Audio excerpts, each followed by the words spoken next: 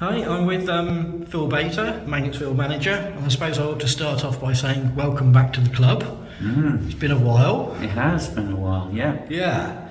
Anyway, looking back through, you've been out of football for about a year from Larkle. So I just wondered if you got to watch many games in the past I've watched year. of games, yeah.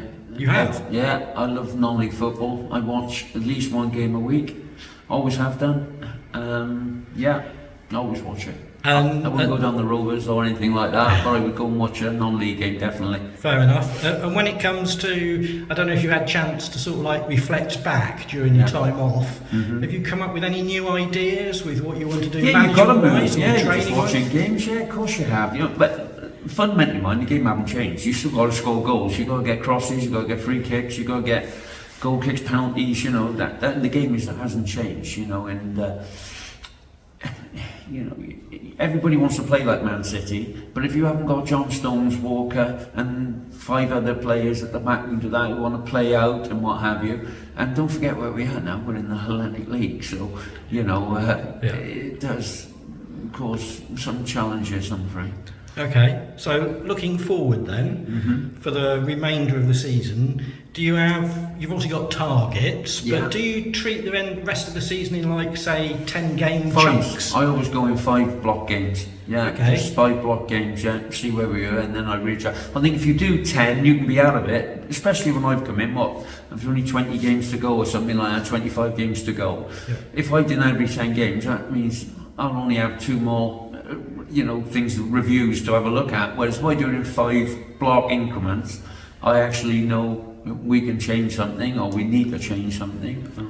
Okay, and putting you slightly on the spot, Go on. have you got a best guess where you think we're likely to finish at the end of the season? Well, we've got dipped again today, so and by a lot of goals. Yeah, we're letting in a lot of goals at the moment, so you know, I predict we won't go down, but we're not gonna. You know, I come here and I told the boys, look, by Christmas we could be halfway.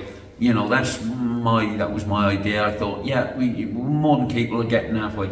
Then we lost all the boys jumped ship, didn't they? All the boys, the Moneys and that, they've gone. You know, the Hellstons and the Baymans and Dauncey, and they've all, you know, a lot of people have left here, and we're left with a lot of kids at this moment in time. So, you know, the problems are still here. It's going to be it's a tough job. It's a really, really tough job where we are. And as you've seen today, we're playing against men, and we're trying to teach boys to play in it. So we've got to get the right people in. That would be the first thing for me. You know, people ask me, are we going to bring players in? I said, well, have a look. You've got 20 odd players here. If you have a look, when I've come in, there's 20 players hanging about. Well, 8 out on loan, and you know, it's not amount of players. We want the right players this time who are going to stay when we in the.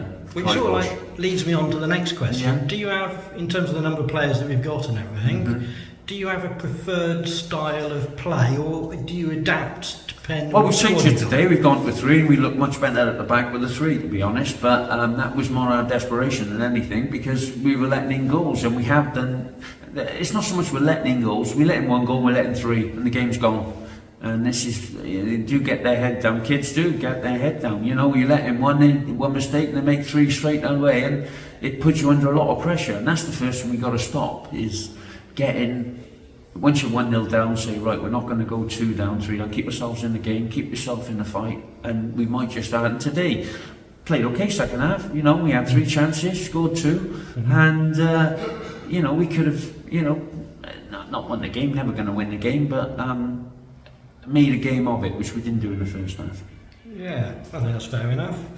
So when we're in a normal routine of just playing every Saturday, would you be looking to train once a week? Or? Yeah, we train Wednesdays at. I've got some better facilities now at the campus, voice campus. You know, I know Ian Holtby, the old Rovers facilities manager and stadium manager. He now runs it over there. And we went in last week, I met him, and he said, what do you want? So we've got, you know, some good training facilities now, so just got to get the boys in and trying to do the right things, you know, and change these boys' habits, because they got a lot of bad habits at the moment, and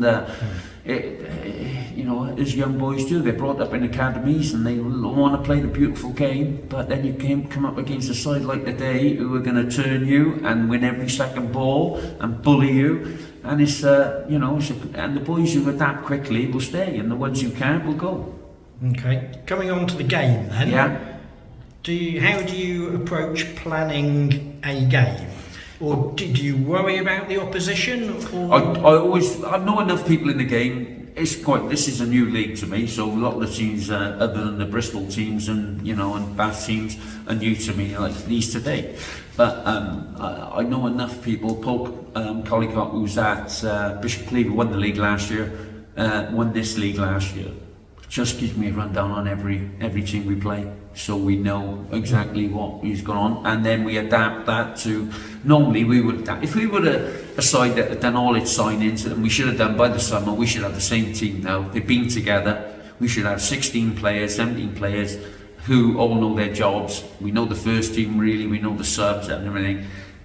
We could then train for every team, but we've got new players and we've got to teach them how to play our way, and they're not quite sure of it at this moment in time, or it's repetition, like most things, like doing your times table. 1, 2, you have to write it 10 times at one time to get it in your head, and with these you've got to work on and do it. That's what you got to do. Your instinct wants you to go there, but no, not in this league. We got to get out of the league. It's no good having good players who get dipped every week. Mm-hmm.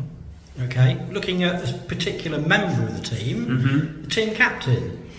What attributes do you think someone ought to have to make you appoint them a team captain? Well, Harley was here before me. I've had Harley before here, my first time here. He was one of my players I brought from Cutters Friday. He was a lot younger then, had the legs to get about. That was a bit, had to adapt his game a little bit now, but attributes for a captain. Normally he's one of your best players anyhow, but it's not always, but mostly he has to be a 7 out of 10 every week. He's got to keep his place. You look at Harry Maguire now, he's very difficult when you think he's going to England and that, and he's not first choice at his club, and so you've got to be 7 out of 10 every week. He's not going to let anybody down. Have to be your best player, but very steady player. A leader, don't have to be a shouter. He shouts when he's got and people look up to him then, because he does it little and often. And you got to drive it when things get tough. You want him in the trenches with you. Old-fashioned centre forward. You may captain, you may say, but that's what I look for. Okay, that's terrific. Coming back to you now, what's the best bit about being a manager? You've been a manager, a player, you've been in this game a long time. What's the best bit? Well, it's always Saturday, the rest of it is lots happening in the week that people don't see. Your phone's going all the time. I've had today, somebody phoned me up, I can't come today. I've been paintballing and I've gone over on my ankle, so I won't be, all the rubbish. When you're out there on the line, just that hour and a half, that is it. You go out there, and it wasn't very nice today, obviously, but it is still the best part of the day, and then going in. We'll come to a point here where we will meet we'll win our home games at least, and that's what our first target will be. Win all our home games, keep the home fans happy, and then let the away games take care of itself. That's the first step, but it's going to be a tough gig. Okay, cool. Yeah. And obviously the flip side question is, apart from being in front of people like myself doing an interview, what's the worst part of being a manager? The worst part is players. With all due respect, I had a manager at Cardiff, Frank Burrows, captain Swindon Town, won the League Cup, beat Arsenal. Tough man, but he had a sign behind his desk.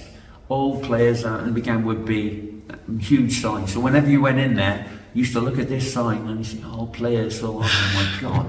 But players will lay you down, and I count myself as that when I was a player.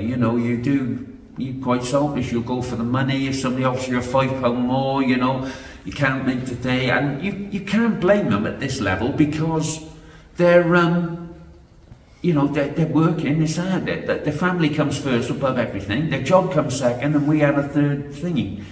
But we do pay to train and play, so they've got to get that balance right, and we've got to get the balance right and let them, when somebody's kidding us or somebody's not, and so I'd say players is the worst thing, getting that phone call and this text now in there, which is something I hate. if you're gonna phone me up and tell me you know you're not playing, phone me up and tell me. Don't send me a text. You know, I'd rather you tell me, and I'll be more than glad to say, okay, yeah, that's not a problem. That's just an age thing, because I hate texts as well. I like speaking to people. It's much shake my better. hand. Everybody fist bumps me now. No, shake my hand. I don't want to fist. I told them, don't. Yeah, cool. You know. Yeah. Looking back at your managerial career, Yeah. a memorable moment. Well, we had one year. We had 17, 18 games here, I think, without losing in the old Southern Division. That was quite good. We got in the first round proper. I've been in the first round proper the FA Cup, Mansfield at Clevedon. So that was good, playing a league club. And we got promotion that year as well. So, yeah, those sort of things at non-league level, lovely. Cool. And quick other thing, what hobbies do you have? Can you got a life out of football or work? Yeah, have I got a life? Yeah, yeah, definitely. And well, most things. I like photography. I do a bit of photography and everything like that. Get out as much as I can with that. Bird photography, that is. Love to go bird watching. I know it might sound a lot naff to people, but I do. You know, I do love that, and I keep myself reasonably fit as well. So it's the big outdoors. Yeah, football, yeah, definitely all day long. Yeah, bird watching, yeah, it's all... everything. Out that side, yeah, I am an outdoor guy. Yeah. Yeah, cool. Very final question. Go on. Who's going to win the World Cup? Yes, Wales gonna beat in the final, you mean? I think they'll beat Brazil in the final. Well, no. Who do I think? I think France. I'll go for France. I think they're still got a lot of good players and score goals. I know they got one or two out, building midfield players, Pogba and Kante out, but I still think they'll go close anyhow. So I'll have my couple of bob on them. Okay, thanks ever so much for your time, Phil. Wonderful, enjoyed it.